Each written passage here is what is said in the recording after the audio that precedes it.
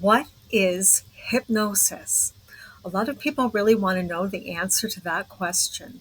And it just seems like hypnosis is one of those topics that people find that there's a lot of mystery surrounding it. And it's also very secretive. It's this private world that not a lot of people really enter or understand. And it can be a little daunting, especially if you're looking for a hypnosis session for yourself. My name is Jennifer Kranjec of Jennifer Kranjec Hypnosis, and I help people with hypnosis who are in the medical, surgical, and healthcare professions, as well as working with the general public to help them overcome a lot of the problems and concerns that they're having in their lives so they can go out and live a happy future without the problems following them around. Now, back to the original question. What is hypnosis? There's a lot of forms of hypnosis. Now, a lot of people out there are watching this video saying, I've seen stage hypnosis, whether live or on a television program.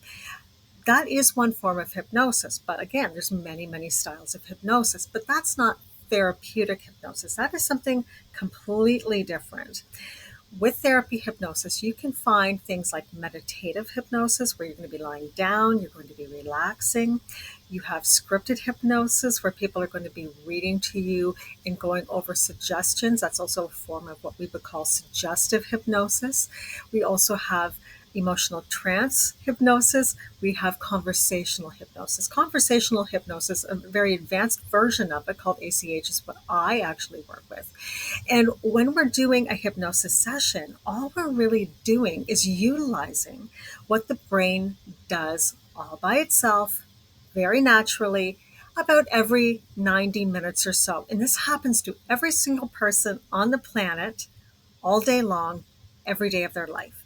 And what this is the brain is now taking a rest from all of the information that it has been gathering all that time, all that 90 minutes, and it will start processing this information saying, that's garbage, this is something I need to remember and keep. And then it starts to gradually link this information that you've experienced in that last 90 minutes or so with other experiences that you've had in your life, as well as emotions.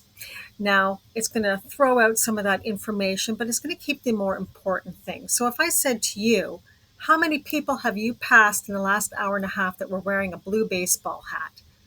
Odds are you're not going to give me a number because the brain has said, I don't care. And it just erases that. It doesn't matter to the brain. It doesn't matter to you. And it's not important to your survival and your health. So it'll delete that information. However, if you miss the bus, for example, you're going to remember that because that's an experience you've had before and it probably triggered an emotional reaction. So when your brain goes into this, what we call a reset cycle, you can take on board new information and correct overblown emotional states. So if you are, for example, somebody who has claustrophobia, when you are in this state of reset, we can talk to you and help your brain understand that its fear, fright, or flight mode has over exaggerated a response.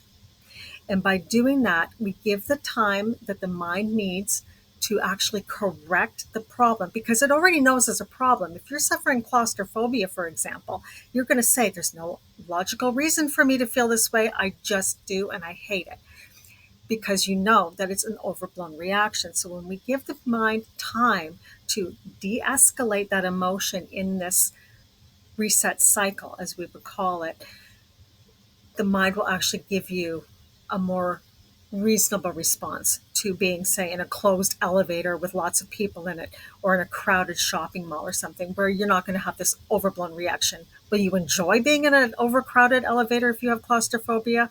No, you won't, but you're not going to have this explosion of emotion and terror.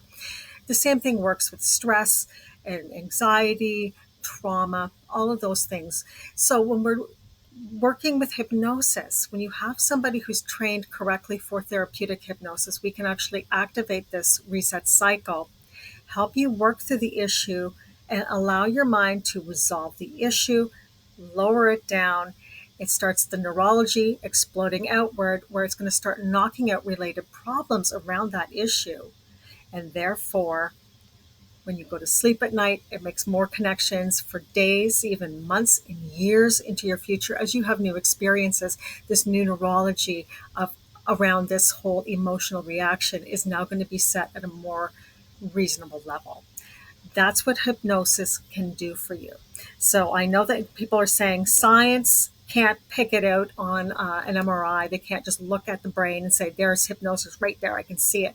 It doesn't work like that because everyone has different experiences, different levels of emotions, different memories. So it's not one exact part of the brain where hypnosis is happening. It's happening all over the place in the mind. So therefore, everybody's going to experience hypnosis differently. They might go into hypnosis on a deeper level. Some people will go in a very light hypnosis.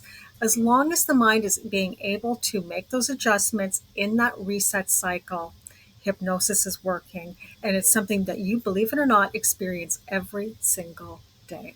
And I hope this answers your questions. And if you are interested in learning more about hypnosis, about what I do, or would you might prefer having a nice conversation with me one-on-one, if you have an issue you would like to resolve, I work online over Zoom and I have free consultations for anybody who would like to book with me. And if you go to my website or the link in the description, you can actually go right to my Calendly page and book an appointment with me. It's 100% free. So I hope you have a great day. I hope you enjoyed this video and I hope to hear from you soon.